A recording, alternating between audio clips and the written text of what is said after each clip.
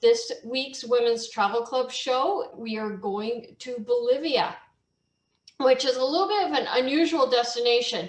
It's a little bit unlikely, but yet amazing. And I can't wait to kind of show you around what Bolivia has to offer.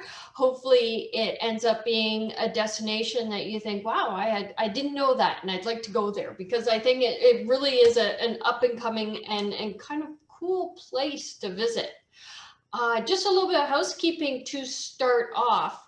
So if you have any questions along the way, we love questions, but we're going to keep them to the end. It kind of throws everything off track if we stop the presentation along the way to take questions. So we will keep the questions for the end. You will notice in your taskbar, whether your taskbar is at the bottom of your screen or at the side of your screen, you have a Q&A section. So the Q&A is for questions and answers, and that's where any questions you might have would go. So if you type a question in there, we will, at the end of the show, go through all those questions and answer them for you. And you can type them in at any point. The other little box you'll see is for chat, and for chat is to chat.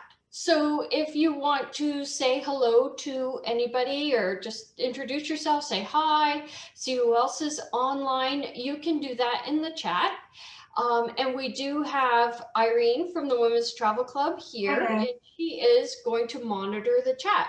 So Irene is our operations manager, and if you are ever calling in or you go online to our online chat on our website, you have probably talked to Irene. So she is here. If you know Irene and you want to say hi, you can drop that in the chat too. And she will answer or chat with you in the chat and keep track if there's any questions in the chat she thinks should be addressed for everybody. We'll again save those to the end. The other option at the end is you can raise your hand. So there's a little button and you can raise your hand, and we see that. And then I can open up your microphone so you can actually come on live and talk to me and say hi and ask a question that way. And so let's get started. I'm very excited to bring you all to Bolivia. To start, a little bit about who we are. So we're the Women's Travel Club, and we do small group tours for women all over the world. Most women come to us as solo travelers, but very quickly you're going to make some great friends and become part of a network that means you'll never not have anybody to travel with again. So we have so many kind of little groups of women that have met each other on tours, made these great friendships, and now often travel together. So you're only going to be a stranger for a few minutes, and then it's like you've known us forever. Trust me. And what else can I tell you? So we will match roommates if you want to take advantage of a double occupancy rate, or if you want a single room, there's usually a limited number of single rooms available on the different tours. So I hope everybody can see the slides okay. If not, just shout out to Irene and she'll stop me. But as long as everybody can see everything, let's get started. And I'll block my face up for a little while. There we go. Okay, so let's head to the heart of South America, and we're going to start to explore Bolivia. Bolivia is a landlocked country in South America. It's bordered by Peru, Brazil, Paraguay, Argentina, and Chile. It shares Lake Titicaca with Peru, and the Andes Mountains run down the western side of the country. Let's start with some history of Bolivia. The early inhabitants of Bolivia were the Aymara people who settled this land surrounding Lake Titicaca. The lake became the ceremonial center for the Tehuanaco civilization. Nice try. I had that down pat when I practiced, I swear. Developing into the religious and political center of the Alto Peruvian Antipolo, before being conquered by the Incas between 1438 and 1527 with their last great expansion. Inca control was relatively short-lived, as the once great empire had grown weak and European explorers were about to arrive. The Spanish began to arrive in the 16th century and immediately set out to explore and then settle their new land. For present-day Bolivia, this resulted in the establishment of La Plata, which is later known as Sucre in 1538. La Plata became the Spanish capital of the Charcas region. 6 years later, silver was discovered in Potosi, and the Spanish were quick to settle a town there to take advantage of this new wealth. Potosi grew rapidly, and with 160,000 residents, it was the largest city in the Western Hemisphere. At the time, Potosi's silver mines were some of the wealthiest in the world and helped to fuel Spain's economy. With the money going directly to Spain and not to Bolivia, the country faced many economic troubles. Local populations grew frustrated and disenchanted with their European leaders, culminating in the Great Rebellion of 1780 to 82. This rebellion was led by indigenous people and was followed by the Independence War at the beginning of the 19th century. Early in the 1820s, General Simon Bolivar, a Venezuelan military and political leader, set about liberating both Venezuela and Colombia before heading to Ecuador and then Bolivia. The newly formed Republic of Bolivia was named in his honor.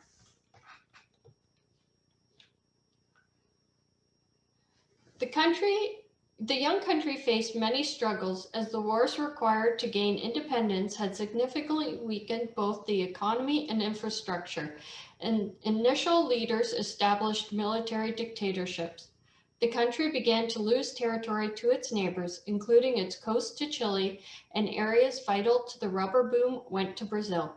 Finally, a border dispute in 1932 saw even more territory taken by Paraguay in the Chaco War.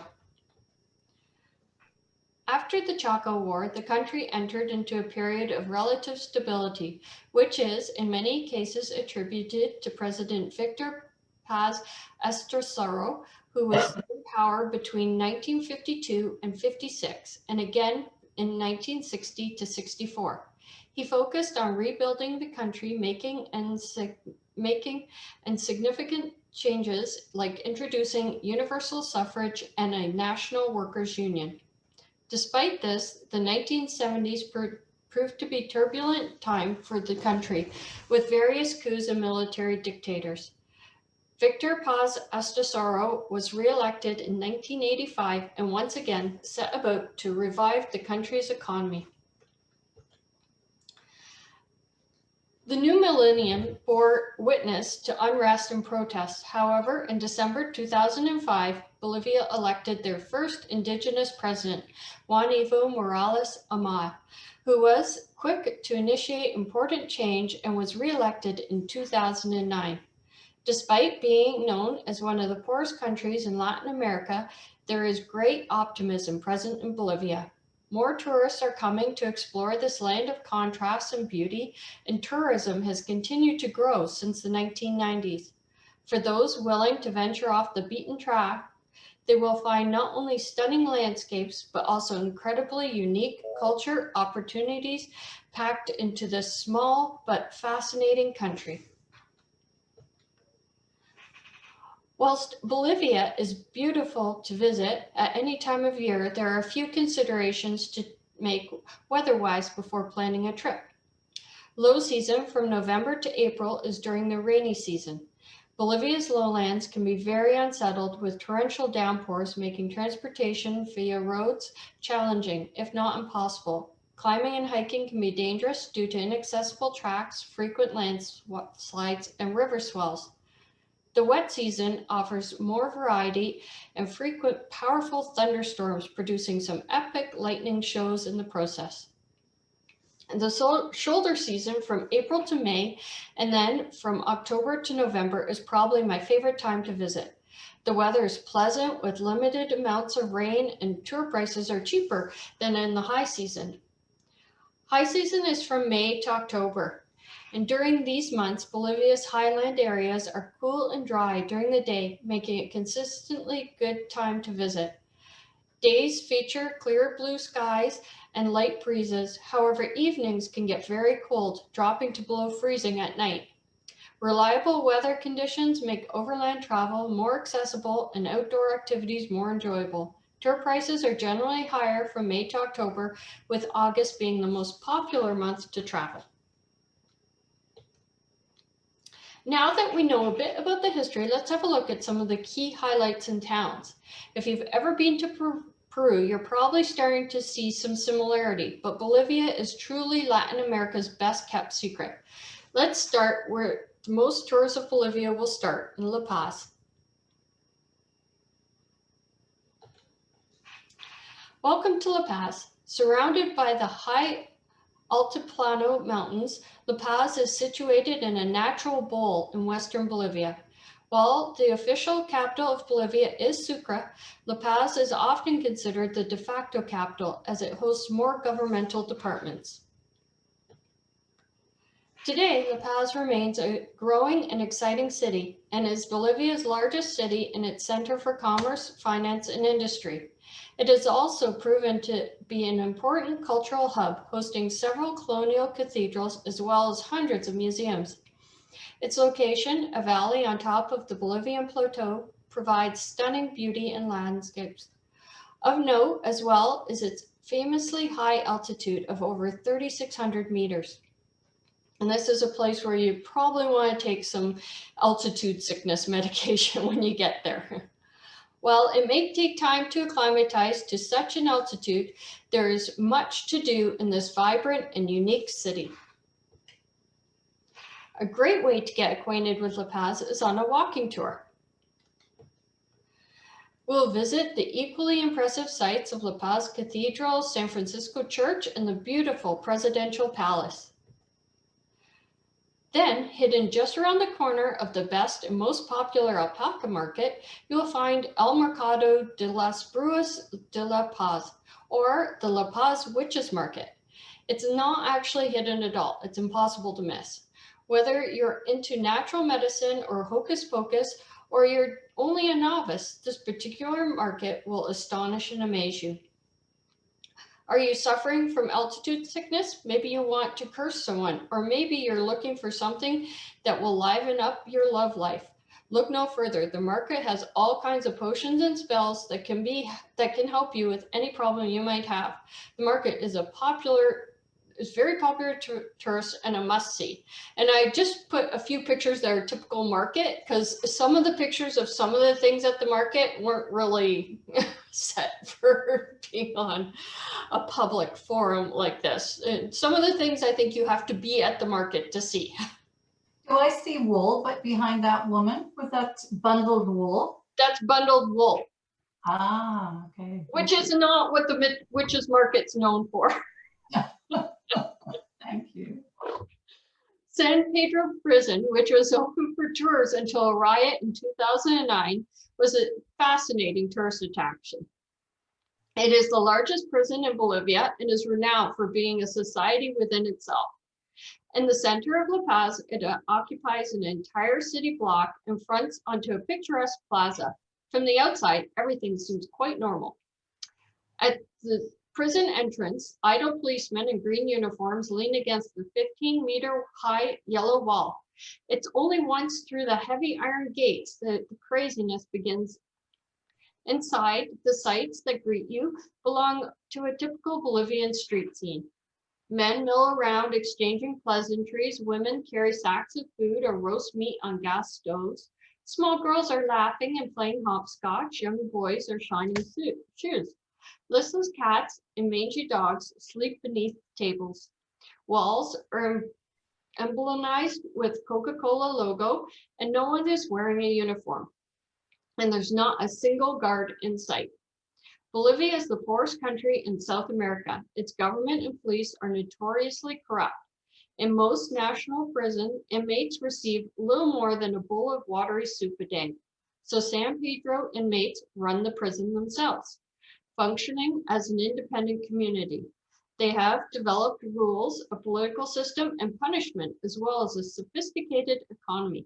So yeah, it's amazing. I don't know, this just interests me so much.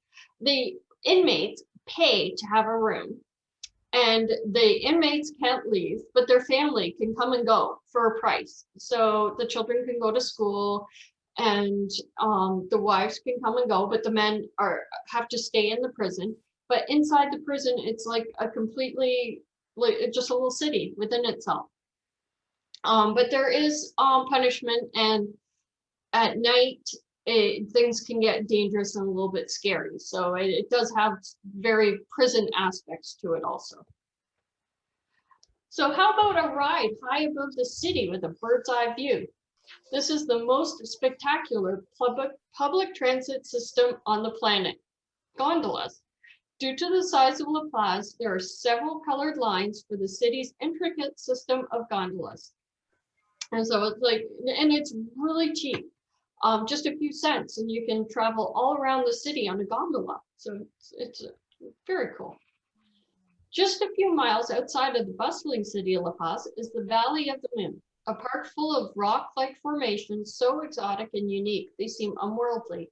The hiking trails lead to some spectacular views of the mysterious and wild place. Rumor has it that the park was visited by astronaut and OG moonwalker Neil Armstrong, who said it reminded him of his trip to the moon. Thus the park got its name, Valley of the Moon. Lake Titicaca, straddling the border between Peru and Bolivia in the Andes Mountains, is one of South America's largest lakes and the world's highest navigable body of water. Said to be the birthplace of the Incas, it's home to numerous ruins. The lake is also home of the floating islands of Uros.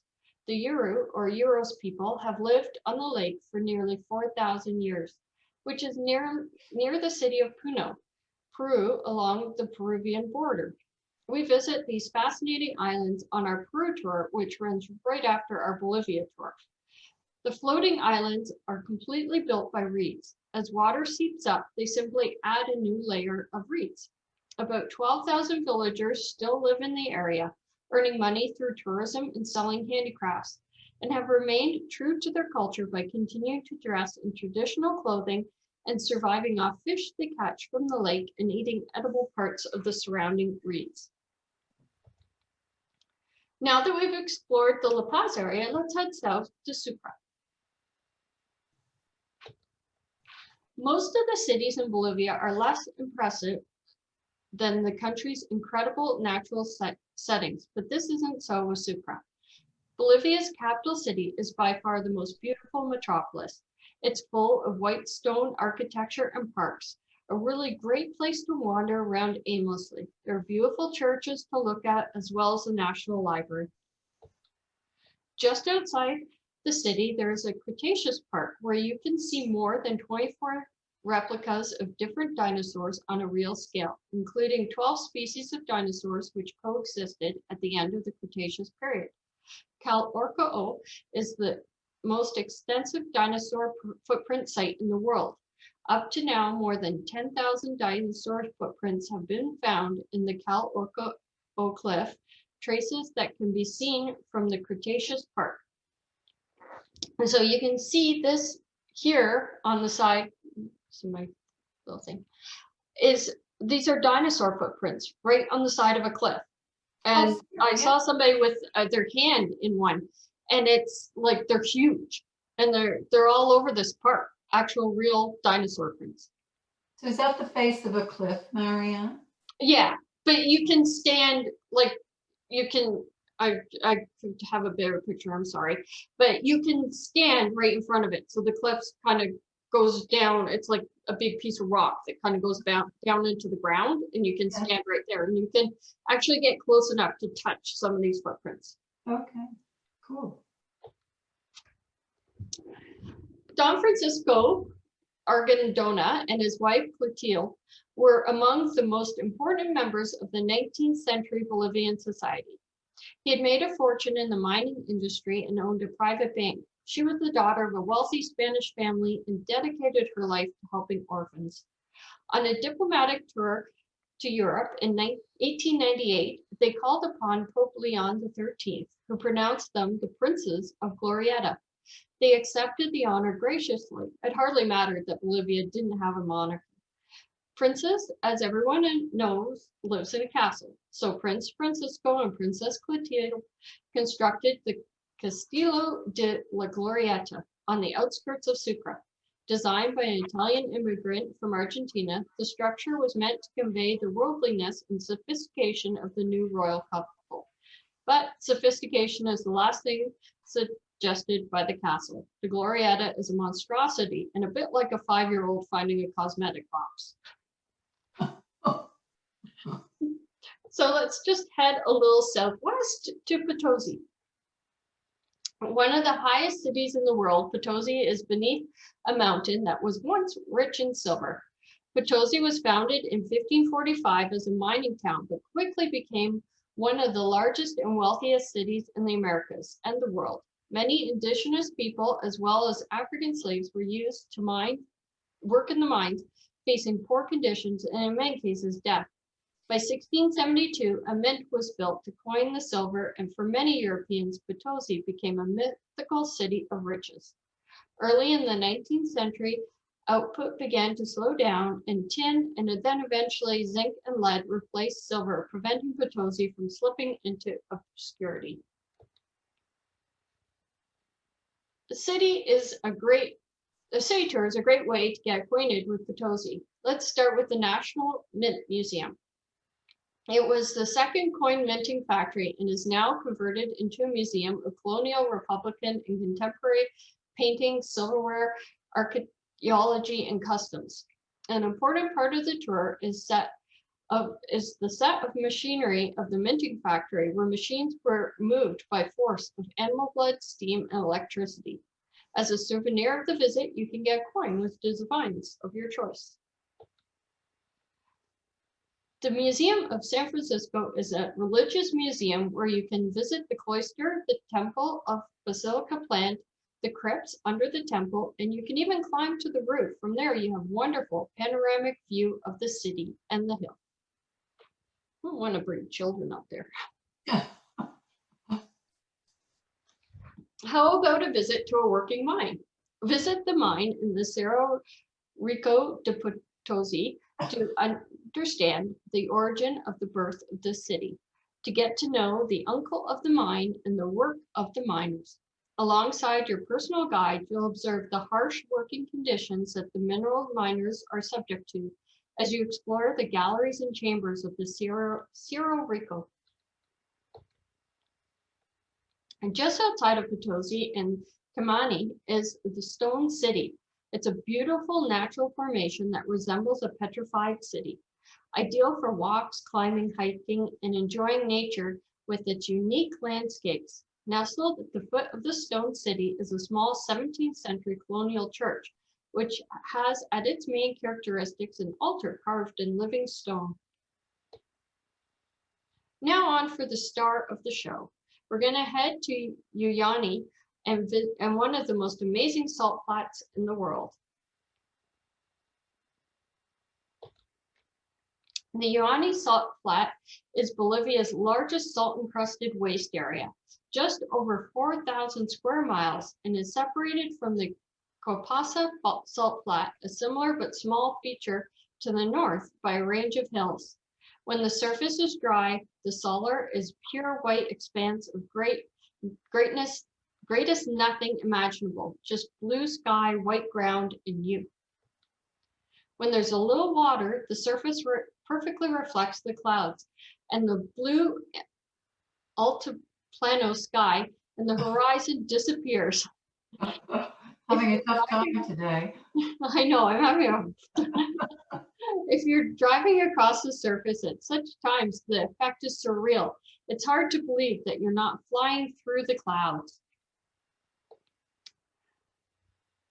So one of the most amazing things about the salt flats are the hotels. And this is a short video on the hotel that we actually stay at during our Bolivia tour.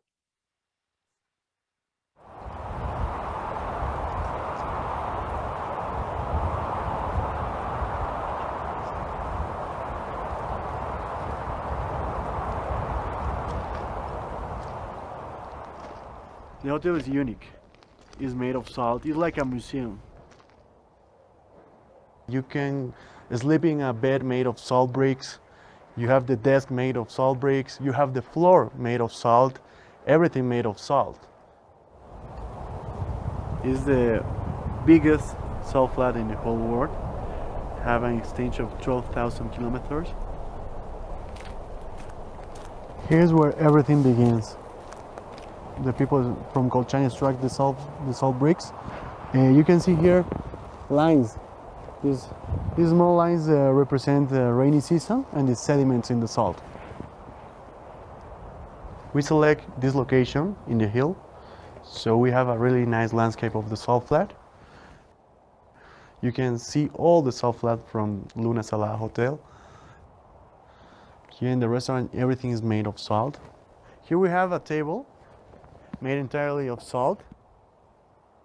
These chairs made inside the salt flat. The local people here in Colchane, they are specialists in made handcrafts, everything made of salt. Here in the hotel, we are in a high altitude. We have more than 3,000 meters. So one of the challenges is cooking the food at this altitude, because the cooking takes more time for the pressure that we have in the altitude. So one of the popular dishes that we have in Bolivia is quinoa. En la altitud alrededor de 18 a 20 minutos. ¿De nivel del mar? El nivel del mar es a 8 o 10 minutos. All the salt that we use in the dishes came from the salt flat. It's a better flavor to have this salt. It's stronger, the taste, and is more pure. One of the biggest challenges that we have is the rainy season, because the water destroys all the salt bricks. That's the reason that all the time we are changing all the salt bricks around the hotel. Another problem that we have in the hotel is the corrosion in the wires. Sometimes we have to change the wires because it's very corrosive, the salt. All the wires are made of copper, and we have to put a plastic tube to protect all the wires. In some cases we have to change the plugs because the salt destroys all the plugs from inside. I am excited to be part of the hotel. There is only in Bolivia these kind of hotels. It's like a piece of art.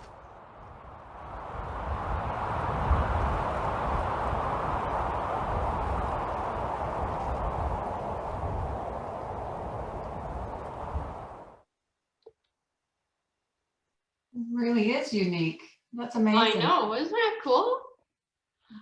And that brings us to the end. Thank you, everybody, for joining us. If you're interested in finding out more about our particular tour to Bolivia, which goes to many of these places, you can see on there, I just have the address on the website, or for sure, just contact Irene and she'll give it to you. Is there any questions? Did we get any questions along the way, or does anybody have any questions? No, everybody's been listening intently to the presentation. I was convinced that I'm going to go through a whole presentation like this and then find out it didn't work and there's nobody actually there. No, it's good. We still have a number of people watching, but yeah. Excellent. If anybody wants to say hi or have any comments, you can raise your hand too, and I can open you. You could mention when our Bolivia tour runs, Marianne. It's September. It's correct? in September, yes. And it does, it precedes Peru, if I'm correct? Yes. Okay. Yeah. No, if everybody's taken it in because they're still there. Okay, perfect. Well, if anybody thinks of any questions or wants to call Irene later and just say hi. What's the weather like? So the weather Marianne, during excuse me, you do have a question? yes, the weather. Okay. Oh, sorry. So the weather is actually temperature-wise is fairly consistent throughout most of the year. Of course, the higher you get, the cooler it gets. But you're looking at kind of low 20s, which is like maybe kind of mid 60s. it fluctuates like slightly, but it's pretty much that throughout the year during the day. So that's the high temperature. At night it can get quite cool. And of course their seasons are switched. So their winter is our summer and kind of that way. And so in the summertime for us in the summertime is their high season. It's also their coolest season, but only slightly. It doesn't really fluctuate too much in temperature. What you do get over like our winter months, you get a lot of rain. So you wouldn't want to go from like November to kind of even March. It could be rainy and you don't want that. Cold and rain is never fun, but it's always very kind of a pleasant, cool temperature there. Outside of the cities, that appear to be many places you can hike around. Do you do hiking or long walks? We do some hiking in certain areas, and a lot of walking. So like things like the Moon Valley is kind of like a walking area. So you would, spend a little bit of time, a few hours walking through that, visiting maybe a couple hours. And then also the Stone City was a walking kind of hiking area. So a lot of the places that we do go to, there's walking and hiking, and then of course the salt flats and such. So in our tour, we do a lot of walking. It's not terribly strenuous, just kind of a nice walk. But remember, you are at altitude, and that's always going to affect everybody. So it's just a nice, easy walk on it. Yes. Question, do we recommend altitude sickness pills? Most definitely. So just like Peru, you just get the Diamox, I think it's called, and take that while you're at altitude and it will look after you fine. Do you visit any of the volcanoes? No, I don't think our tour does. I'm not even sure where the volcanoes are exactly, which is horrible to admit, but it's the truth. So I'm not sure where they are. They might be fairly far out, because even in our tour, the areas, the distances are quite far. So we're doing like little flights to get to places. So it might just be that they're pretty remote and far out and kind of hard to get to. So Marion, the hotel on the salt flats or nearby, how do you get to that destination? So we fly from La Paz to, I gotta remember this off by my Sorry, yeah. but we fly from La Paz to Sucre, and then we go Sucre to Uyuni, and so we're driving kind of like from Sucre to Potosi to Uyuni, and then we fly back after that to La Paz.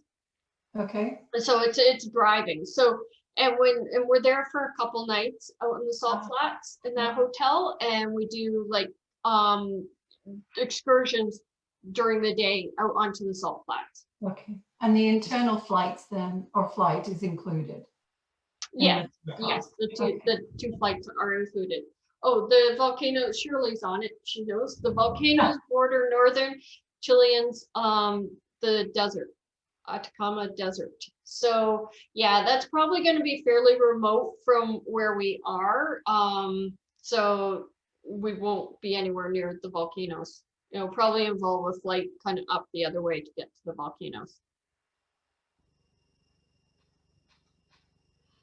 Okay. How long are the flights to Bolivia? They are very similar to the flights to Peru.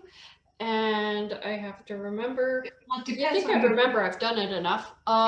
Depends where you're departing from, Marianne. Right? Oh, sorry. This is Julia, and Julia will be departing from Toronto. I just happen to know that. Okay. But that would be very true. Everybody is departing from Toronto, so I'm just thinking about me. So I think the flights were like 6 hours to Peru, and it's right next door, so it's very similar. I'd have to check for sure. We can check for sure, but it's not a bad flight at all, at least from Toronto. So it would probably be even easier from places in the US. And the pricing was really good last I checked for the flights.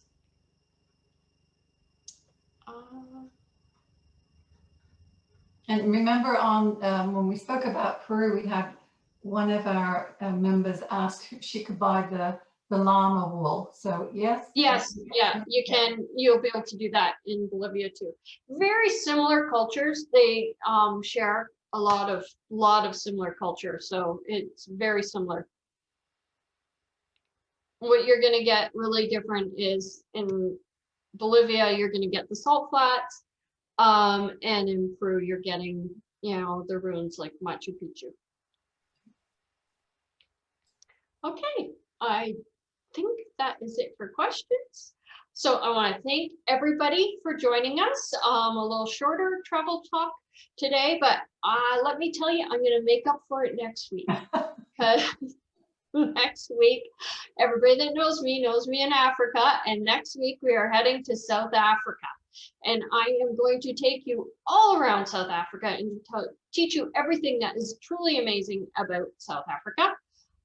So if you're interested in Africa, interested in safaris, interested in winelands, interested in anything, beaches, just join us for this, and I will not disappoint, I promise. And I should be able to talk by then. My excuse is I've been in a conference, an online conference all week, and since last week and into this week. And Debbie's in one also. So I'm doing one on Africa, and I'm just every 15 minutes, new meetings with different people from Africa, different suppliers and safari companies and excursions and everything you can imagine. And Debbie, who's in charge of our tour department, and a lot of our members know Debbie, and if not, you'll get to know Debbie at some point. She runs the tour department and development of tours, and she is in a conference through Berlin, which is kind of for Europe and the rest of the world. So between us, we're talking to every supplier in the world, I think, this last week and the next week, which is why my excuse for not being able to talk very well today. But I'll be all better by next week when we do South Africa. Well, before you hang up, Yes. Jan, who has been kind enough to point out that traveling from Boston to La Paz is an 8.5 hour time. Oh, perfect. Thank you so much. Jan? I underestimated there at the 6 hours. So yeah, so it's probably more like 9 hours or such from Toronto. But yes, thank you so much for that. And it's an easy flight though, because there's no time changes, or very little time changes, I guess, depending exactly where you are, but it's kind of a straight down shot. So not a lot of time change to that. But, and so we have Bolivia, and then we have Peru, and we also have the Amazon following directly after that, don't we? yes, the Amazon, which is it's very cool. So it's a great kind of, if you can do all the tours in a row, it's a great little kind of overview of South America. You'd really know South America after that, visiting those 3 places, kind of right in the center there. From Bolivia to Peru, and then Peru goes all through Peru from Machu Picchu, and we go right down to Lake Titicaca, and we do the train between to get down to Puno to Lake Titicaca, which is a beautiful, beautiful train ride. And then from there we head on to the Amazon and spend I think 4 nights in the Amazon, which is just an amazing trip. So there's a question being asked about warmth and humidity in the Amazon at that time. Any ideas? It'll be much warmer. That's so much warmer, much more humid than it is. So you're done with altitude once you get to the Amazon, where throughout Bolivia and Peru, you're at fair altitude and it's a bit cooler. So once you get to kind of the other side of the mountains there and to the Amazon, you're getting into much warmer and also much more humid temperature. So it's quite a different temperature once you get there. But spectacular sights, right? And the wildlife is amazing. Yeah. Yes, beautiful, like just totally different sights. Of course, lush foliage, like the trees, the animals, the plants. It's, yeah, I love it, but I'm a nature lover, so it's kind of right up my alley. That's it. Yeah. That's it. I think we've got some Okay, questions. well, thank you, Maria. everybody. Thanks for taking time to come and watch this week's show. And we hope you join us next week when we head to South Africa. Have a Thank good day, everybody. Take Bye, care. everyone. Bye. Bye.